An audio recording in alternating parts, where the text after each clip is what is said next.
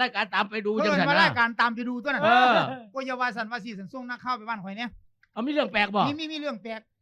แล้วก็เป็นหมวกลูกเป็นไก่บ่ เป็นบ่เป็นตะเงิด คนมีเขา บ่ โอ้ยยักษ์ตาเดียว บ่แล้วก็คนเฮาธรรมดานี่ล่ะ เนี่ยคือสิแปลก คนผู้เดียวเฮ็ดบ้านได้3สั้น เฮ็ดผู้เดียวเลย เฮ็ดผู้เดียวเลย บ้านใหม่หรือบ้านปู บ้าน นปูน ก็ปูน ก่อปูน ก็ยึดถือปูนเลย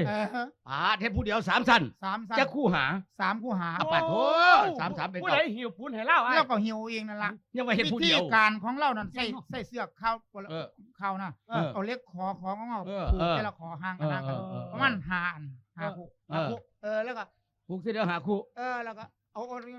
ขอบจักรยานไหม รอจักรยาน ลูกกิ้ง ลูกกิ้งซักขึ้นไปเลย เฮ็ดลอก เออ แล้วก็ดึงมาฟังไว้ เออ ผสมปูนแล้วก็กอใส่แล้วก็ดึงขึ้นไปไว้ โอ้ ผู เฮ็ด ก ผู้ ไว้ เดีย แล้ว วก็ไต่กันได้ขึ้นไปเท เท่เลย พอเทเหมือนแล้วก็หอยลงมาให้คือเก่าหั่นล่ะ เออ กะว่ามือนึงมือจักถุงเราพ่อใหญ่ไปสั่นมือละถุงปูน แล้วคือบ่จ้างคน แล้วว่าไปจ้างให้ยังเจ้าของเฮ็ดเป็นอยู่แล้วว่า ไม่โอ้ยก็ดีเนี่ยเป็นเรื่องแปลกไม่เฮ็ดผู้เดียว ประหยัดเนาะ แล้วละยัง ใกล้สิแล้วแล้วล่ะ เออ โอ้ยแล้วก็เฮาก็เฮ็ดเนาะ เฮ็ดได้จักมือ 3 ปีนี่ ผู้บ่ยืนแน่แล้วบ่ได้อยู่เฮือนน้ำเล่าเลย